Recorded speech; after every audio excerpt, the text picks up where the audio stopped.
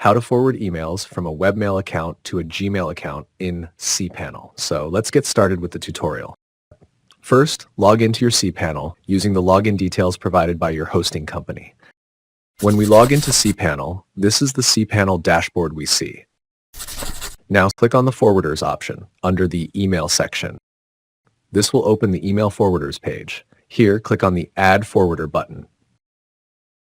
Now, in the Address to Forward field. Now, in the Address to Forward field, type the username of the webmail account from which you want to forward emails. Next, in the Domain field, select the correct domain that this webmail account is associated with. And in the Forward to Email Address field, enter the Gmail account where you want to receive the forwarded emails.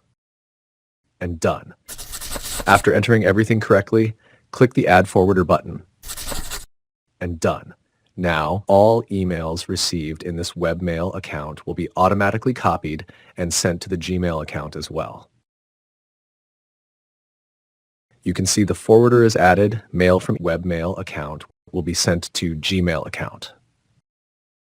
If you found this tutorial helpful, please subscribe to the channel. Also, don't forget to like, share, and comment on the video.